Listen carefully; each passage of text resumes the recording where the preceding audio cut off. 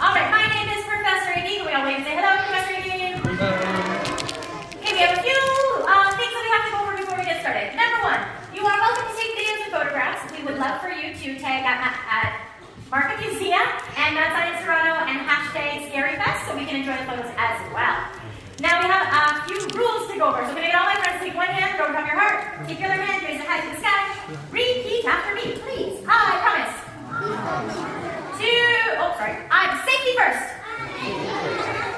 It's been a long day, friends. All right, raise your hand, put those hands down, okay? Safety first means a few things. It means A, we never try any of these experiments or other experiments at home unless we've had the permission of parents and help of parents to do so, okay? 2, we have lots of fun things here today that we're going to use, but it's very important to not touch anything unless Professor Amy says it's A-okay. Can I see some thumbs up? And say, okay. Okay. All right, 2 hands up ahead in the sky. I promise. 2 have. Lots. And lots. And lots and lots. Have fun. We have lots of fun, okay? Now, today, I brought something so cool with me. Our show is called Fire and Ice. Fire and Ice today. And I brought something so cool today with me. In fact, it's so cool, it's freezing. It's freezing.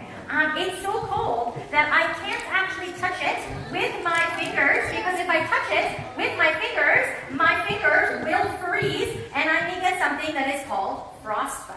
And we don't want that to happen. So if you see it drop, then you don't want to touch it, right? Because I'm wearing special gloves. Now, this looks like ice, right? But it's not the same kind of ice that you're going to find at home in your fridge. Because that ice is made with what? What is that ice made with in your fridge? You can check it. Water. It's made with water. This ice, you can see, is not melting. There is no water. This ice is made from the air that we breathe out of our lungs. So everyone take a deep breath. Breathe into our arm. What is the name, the scientific name of the air that we breathe out of our lungs? And who knows? Yeah. Yeah. Carbon dioxide. Can everyone say carbon dioxide?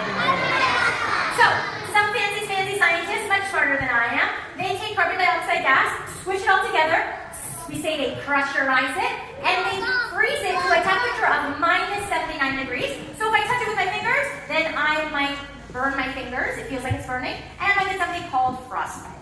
Now, in order to change it from a solid, from being a solid to being a gas, it is not melting. Okay? It is not melting because there's no liquid. In order for something to melt, it has to change from being a solid to being a liquid. So this process skips the liquid stage.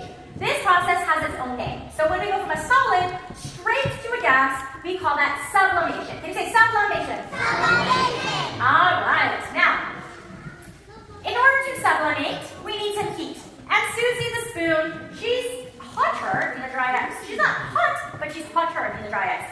Can we say hi, Susie? Hi. Susie loves to hang out with us, and she's been practicing her singing all weekend, so she'd like to sing with you because she wants to warm up the dry ice. She wants to warm up the dry ice. So let's see what happens, but we have to be very kind to Susie and very quiet because sometimes she gets really shy. All right, let's see if we can hear her today.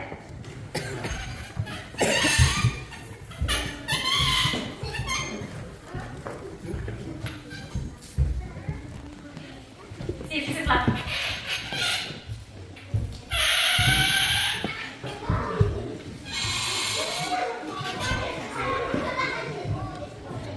All right, now, the reason why Susie is singing or screeching, depending on how you look like, is because she's so much hotter. Over 100-degree difference between the spoon, Susie, and the dry ice, but that's not hot enough to sublimate our dry ice as fast as I would like to sublimate. So, what I've done is I have some water that's warm. So I'm going to take some warm water that's hotter than what the spoon was. Let's see what happens when we add some pieces of dry ice into our water maker.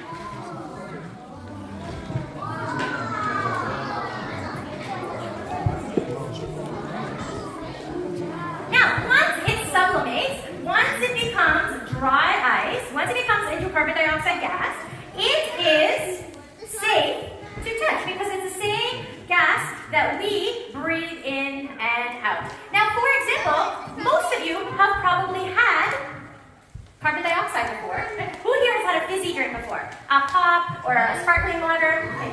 Those are called carbonated drinks because they have carbon dioxide, right? And what happens when we drink too much? And it fills our tummy